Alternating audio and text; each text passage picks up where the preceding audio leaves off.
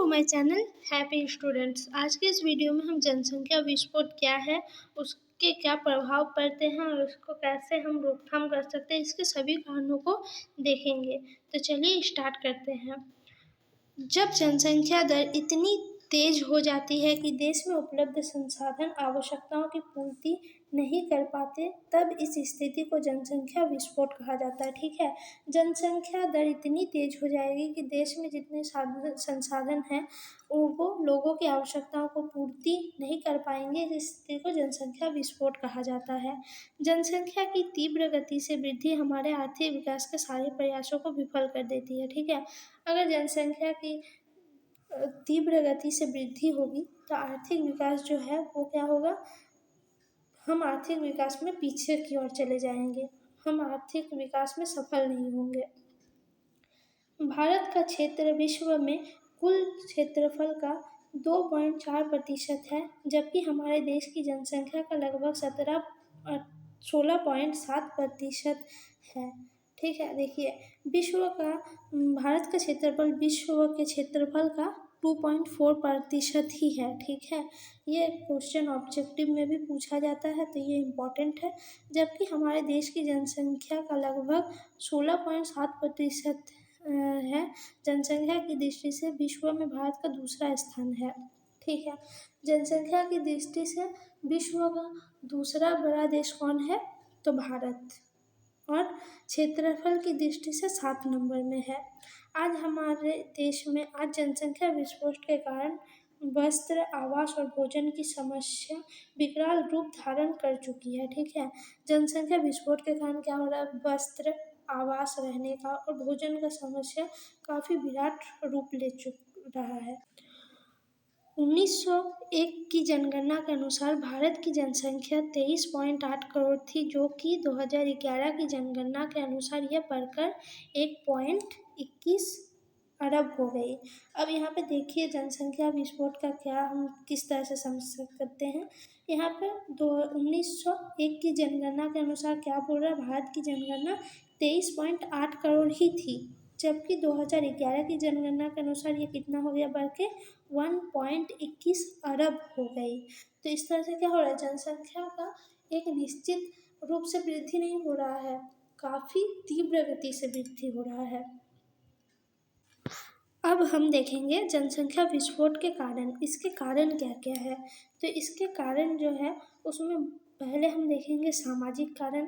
तो जो सामाजिक कारण है उसका जो फर्स्ट है वो है संयुक्त परिवार प्रथा होने से अधिक बच्चों के पालन पोषण में सामान्यतः परेशानी ना होना। ठीक है, ये पहले था लेकिन अब ऐसा नहीं है। संयुक्त परिवार मतलब हो गया जॉइंट फैमिली में बहुत ज़्यादा बच्चे लेने पर भी क्या हो जाते हैं, हर कोई मिलकर उस बच्चे को बड़ा कर देते हैं, तो इससे बच्चे को बड़ा करने में कोई परेशानी नहीं होती, बच्चे का लालन पोषण आसानी से हो जाता है। लेकिन ये अब धीरे धीरे कम होता जा रहा है संयुक्त परिवार की प्रथा, तो इस कारण को उतना ज़्यादा उत्तरदायी हम नहीं मान सकते। दूसरा पॉइंट है कम आयु में विवाह होने से बच्चे अधिक पैदा होना। तीसरा, भारतीय समाज का परंपरावादी होना एवं लड़कों के जन्म को महत्वपूर्ण मानना। ठीक है, भारतीय जो समाज है वो परंपरावादी और रूढ़िवादी भी है थोड़ा थोड़ा, क्योंकि यहाँ पे क्या माना जाता है, लड़कों को वो वंश को आगे बढ़ाते हैं, इसलिए कई बार क्या होता है लड़के की चाहत में बहुत सारे बच्चे का जन्म देना पड़ता है। अब देखिए चौथा जो है वह है स्त्रियों की सामाजिक स्थिति का कमजोर होना। स्त्री को अभी भी कमजोर माना जाता है। ठीक है, स्त्रियां कुछ नहीं कर पाती, ऐसी रूढ़िवादी भावना अभी भी समाज में मौजूद है, जिस कारण भी क्या होता है जनसंख्या विस्फोट का एक कारण है, और ये लड़कों की चाहत के कारण ही ज़्यादा होता है। ठीक है, हमें पुत्र संतान की प्राप्ति चाहिए, इसलिए ज़्यादा से ज़्यादा क्या हो जाता है, अगर लड़की हो गया किसी का 2 बार तो फिर उसको तीसरे बच्चे के लिए मोटिवेट किया जाता है ताकि लड़का हो इस बार। ठीक है, इसका जो 5वां पॉइंट है वो है बच्चों के जन्म को ईश्वर की देन मानना। ठीक है, बच्चे का जन्म होता है तो वो कौन, ईश्वर की देन है। दूसरा इसका ये था सामाजिक कारण। अब हम देखेंगे आर्थिक कारण। निर्धनता के कारण अधिक बच्चों को कमाई का साधन माना जाता है, ठीक है। बहुत से निर्धन जो परिवार होते हैं वह क्या करते हैं, बच्चों को जन्म देकर उनको कमाने के लिए दूसरे जगह पर काम के लिए लगा देते हैं। तो इस तरह से वे क्या करते हैं, बच्चों को कमाई का एक साधन मानते हैं। कृषि पर निर्भरता, कृषि कार्य में लगे परिवारों के बच्चे उनके कृषि संबंधी कार्यों में सहायता करते हैं। पशु चराने में, खेतों की रखवाली करने में अधिक बच्चे उपयोगी होते हैं, ठीक है। कृषि पर निर्भरता के कारण भी जो परिवार कृषि पर निर्भर है उनको कृषि के काम के लिए भी बच्चों की ज़रूरत पड़ती है और पशुओं को चराने के लिए भी। तो ये भी एक कारण है।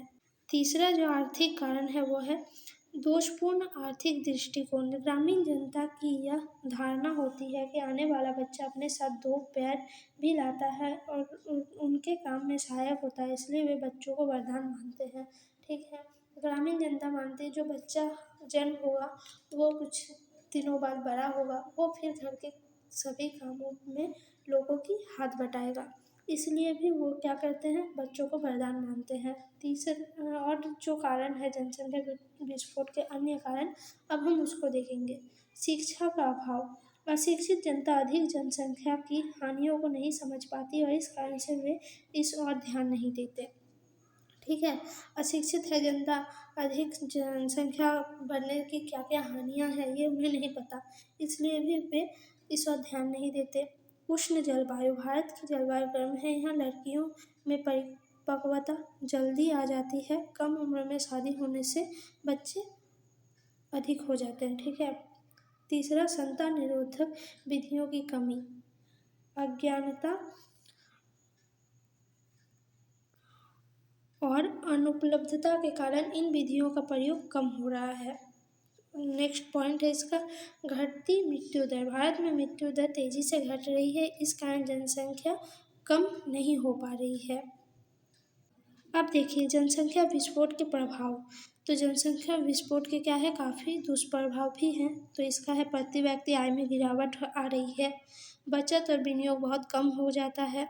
तीसरा पॉइंट, भूमि पर जनसंख्या का अधिक भार पड़ रहा है, कृषि योग्य भूमि मात्रा आवश्यकता में अनाज उत्पन्न नहीं हो पा रही है, ठीक है। कृषि योग्य भूमि क्या है, उतना ही है, लेकिन जनसंख्या क्या हो रहा है, बढ़ रहा है, इसलिए क्या हो रहा है, अनाज का उत्पादन क्षमता उस हिसाब से नहीं बढ़ पा रहा, तो इसमें भी खाद्यान्न का दाम मूल्य दिन ब दिन बढ़ रहा है।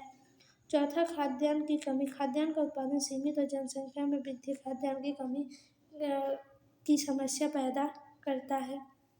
पांचवा पॉइंट, जनसंख्या वृद्धि के कारण आवास और शिक्षा की समस्या उत्पन्न हो रही है, रहने के लिए आवास क्षेत्र बढ़ता है, परिणाम स्वरूप कृषि एवं अन्य उपयोग हेतु भूमि कम हो रही है। 6 नंबर पॉइंट, स्वास्थ्य सेवाओं की आवश्यक मात्रा में पूर्ति नहीं हो रही है, ठीक है। स्वास्थ्य सेवाओं की आवश्यकता जितनी है उतनी मात्रा में पूर्ति नहीं हो पाना।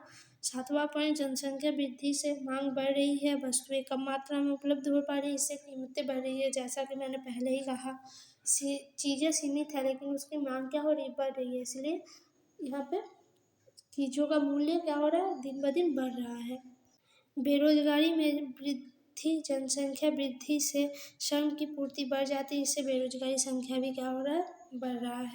तो ये थे जनसंख्या विस्फोट, उसके कारण और उसका प्रभाव क्या पड़ रहा है हमारे समाज पे। तो ये वीडियो आपको कैसा लगा कमेंट में ज़रूर बताइए। साथ ही आप नेक्स्ट वीडियो किस टॉपिक पर देखना चाहते हैं ये भी आप मुझे कमेंट में बता सकते हैं। और वीडियो अच्छी लगे तो वीडियो को लाइक कमेंट शेयर ज़रूर करें, चैनल को और भी वीडियो के लिए ज़रूर सब्सक्राइब करें। धन्यवाद।